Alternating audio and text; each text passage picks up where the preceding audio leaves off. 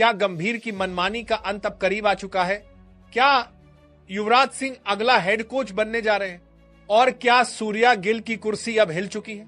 आज हम वही सब सच में खोलकर रखेंगे जिसे कई लोग बोलने से डरते हैं, क्योंकि बात सीधी है, जो टीम इंडिया को बर्बाद करेगा उसकी इज्जत नहीं बचेगी।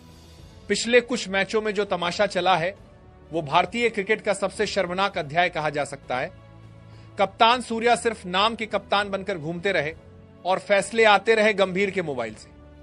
भाई, कप्तान वो होता है जो टीम को दिशा देता है, मैदान में जज्बा लाता है, काम से जवाब देता है। लेकिन यहां तो स्थिति यह है कि सूर्या खुद मैदान में कंफ्यूज दिखते हैं कि आखिर करना क्या है। कप्तानी मिली है सूर्या को, लेकिन खेल रहे हैं गंभीर के इशारों पर। और ये बात अकेले फैंस नहीं कह रहे, बीसीसीआई के अंदर भी यही आवाजें उठ चुकी हैं। गिल की हालत तो और भी घटिया है, उपकप्तान बनाए रखा है, पर मैदानी फैसलों में उसकी परफॉर्मेंस एक फील्डर जितनी भी नहीं। पिछले कुछ मैचों में वो ऐसे फ्लॉप साबित हुए हैं कि लगता है जैसे नेट्स में भी रन नहीं निकाल पा रहे होंगे। उपकप्तान का काम टीम को संभालना, कप्तान को गाइड करना, मुश्किल स्थिति में ब्रिलियंस दिखाना। लेकिन गिल की परफॉर्मेंस देखकर तो यह भी शक हो जाता है कि क्या इन्हें पता है कि उपकप्तानी का मतलब क्या होता है। इधर गंभीर की मनमानी ने तो टीम इंडिया को सर्कस बना दिया। भाई, कोच होना एक बात है, तानाशाह बन जाना दूसरी बात। गंभीर को ऐसा विश्वास था कि उनकी पसंद के खिलाड़ी चाहे जजीरों पर जजीरों मारे, चाहे लगातार टीम डुबोते रहे, बस वही खेलेंगे, चाहे बाकी दुनिया फॉर्म में हो या बाहर। जो खिलाड़ी फॉर्म में थे उन्हें बेंच पर सड़ा दिया, जो बेकार थे उन्हें हर मैच में खिलाया गया, और इसकी वजह से मैच नहीं, सीरीज नहीं, पूरा माहौल बिगड़ा। अभी दूसरे T20 मैच में 3 नंबर पर अक्षर पटेल को भेज दिया। मतलब ऐसे फैसलों से लगता है कि उनका दिमागी संतुलन बिगड़ चुका है। और इन सब का असर कहां दिखा? बीसीसीआई की उस मीटिंग में जहां गंभीर की क्लास लगी। अंदर की रिपोर्ट साफ कहती है कि जय शाह गंभीर से बेहद नाराज हो चुके हैं। उन्होंने सीधे पूछा क्यों गलत टीम चयन किया, क्यों फॉर्म में खिलाड़ियों को बाहर रखा गया, क्यों लगातार गलत फैसले लिए गए, क्यों टीम इंडिया को अपनी जिद के कारण बर्बाद करने दिया। जो भी जवाब गंभीर देने की कोशिश कर रहे थे ज्यादा देर टिक ही नहीं पाए, क्योंकि मैदान पर हुई गलतियों ने सारे जवाब पहले ही दे दिए थे। अब बात करते हैं खिलाड़ियों की। देखो भैया, क्रिकेट सच्चाई मांगता है, और सच ये है कि गंभीर के चुने और खुशामदू खिलाड़ी पिछले कई मैचों में टीम के लिए बोझ बन चुके हैं।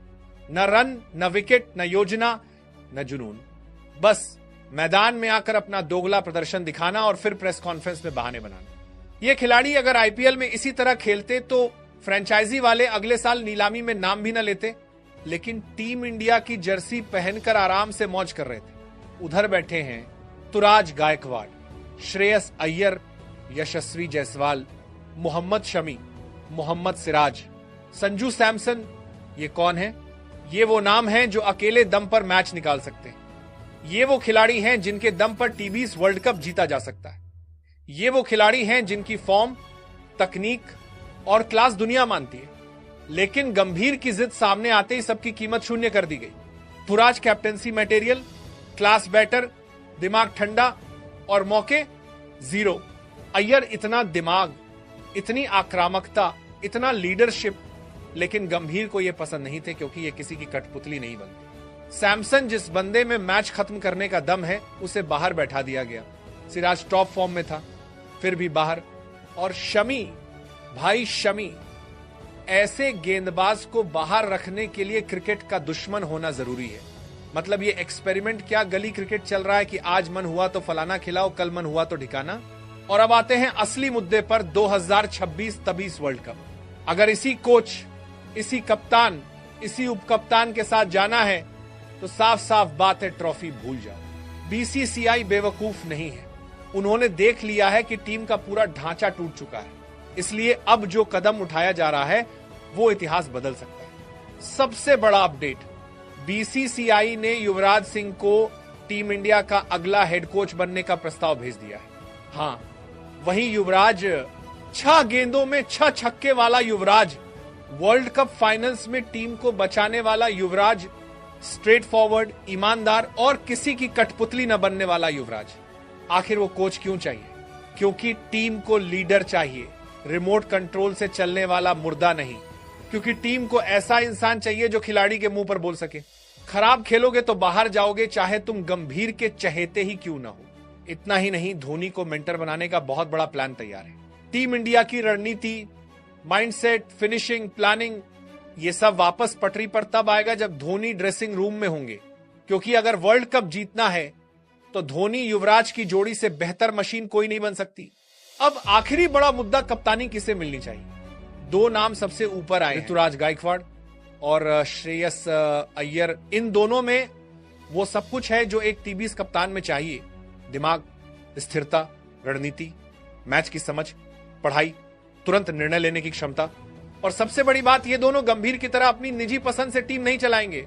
वो ऋतुराज की शांत कप्तानी और पावर हिटिंग, अय्यर का नेतृत्व और क्लासिक स्ट्राइक रोटेशन, इनमें से कोई भी कप्तान बने, टीम इंडिया अगले वर्ल्ड कप के लिए तैयार हो जाएगी। अब बात करते हैं उस अंदरूनी फटकार की जिसकी वजह से पूरा माहौल गर्म हो गया। बीसीसीआई की मीटिंग में जय शाह ने गंभीर को जिस तरह सीधे सीधे घेरा, वैसा सीन पिछले कई सालों में देखने को नहीं मिला।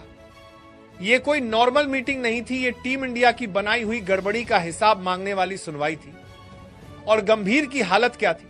वही जो हर उस इंसान की होती है जो गलती करता है फिर भी मानता नहीं। लेकिन इस बार बचना आसान नहीं था। मीटिंग की शुरुआत में ही पूछा गया, क्यों बाहर बैठे बैठे ऋतुराज जैसे क्लास खिलाड़ी को मौका नहीं दिया गया? क्यों जायसवाल को लंबी रेस का घोड़ा कहकर बेंच पर बैठा दिया गया? क्यों संजू सैमसन को लगातार नजरअंदाज किया? क्यों सिराज और शमी जैसे बॉलर्स को ड्रिंक्स बॉय बना दिया? गंभीर की तरफ से वही पुरानी घिसी पिटी लाइनें, combination, team balance, conditions, rotation. लेकिन कमरे में बैठे लोगों को भी पता था कि यह सब बहाना है। असली वजह थी मनमानी, खुद की पसंद को आगे रखना, बाकी खिलाड़ियों को दबाना। और जूनियर खिलाड़ी तो इतने दबाव में थे कि खुलकर बोल भी नहीं पा रहे थे कि उन्हें कहां गलत जगह खिलाया जा रहा है।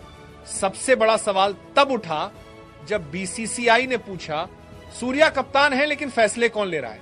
कमरा एक सेकंड के लिए शांत हो गया, क्योंकि सब जानते थे कि मैदान में कप्तान के हाथ में स्टीयरिंग नहीं थी, रिमोट कंट्रोल डगआउट में था। बीसीसीआई इससे बेहद नाराज थी। कप्तानी एक सम्मान है और जिसने भी कप्तान के दायित्व को कठपुतली में बदल दिया उसकी कुर्सी बचना मुश्किल है। और यही कारण है कि रिपोर्ट्स कहती हैं सूर्या और गिल की विदाई तय है।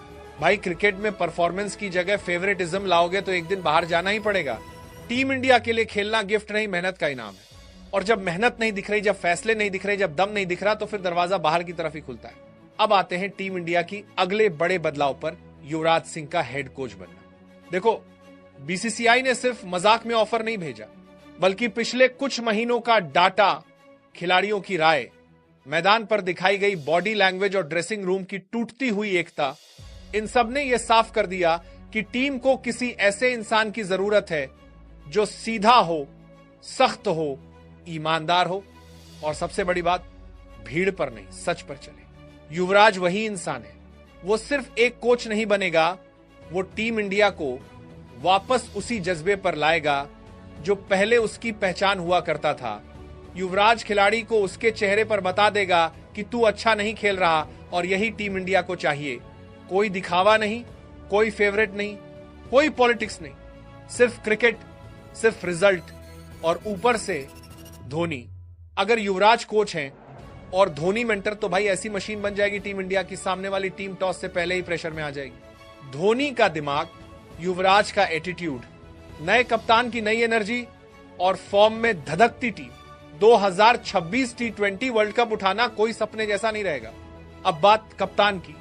बीसीसीआई साफ है कि नया कप्तान ऐसा चाहिए जो शांत दिमाग वाला हो, मैदान समझता हो, दबाव में घबराता न हो और टीम चयन में खुद की जिद न चलाए। इन शर्तों पर सिर्फ दो नाम खरे उतरते हैं, ऋतुराज गायकवाड़, श्रेयस अय्यर। दोनों तगड़े दिमाग वाले खिलाड़ी, दोनों मैदान पर शांत लेकिन घातक, दोनों के फैसले समझदारी वाले, दोनों में कप्तान बनने की परिपक्वता। सबसे बड़ा गेम बदलने वाला पॉइंट यह है कि ये दोनों गंभीर की किसी जिद में नहीं आने वाले। जो गलत है उसे गलत कहेंगे, जो फॉर्म में है उसे खिलाएंगे, जो टीम का खिलाड़ी है उसे सम्मान देंगे। कप्तान ऐसे ही होने चाहिए। अब आप सोच रहे होंगे कि इतनी गड़बड़ी हुई कैसे? तो भाई, जब टीम चलती है जिद से, पॉलिटिक्स से और हमारी पसंद तुम्हारी पसंद से, तब नतीजा यही होता है।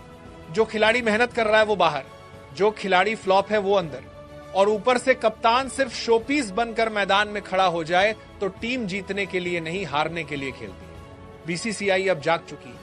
इस बार बदलाव छोटे मोटे नहीं, पूरी रीढ़ बदलने वाले। कोच बदलेगा, कप्तान बदलेगा, उप कप्तान बदलेगा और टीम की सोच बदलेगी। अगर आपको यह वीडियो पसंद आया हो तो लाइक और चैनल को सब्सक्राइब करें, क्योंकि आपका सब्सक्राइब ही हमारी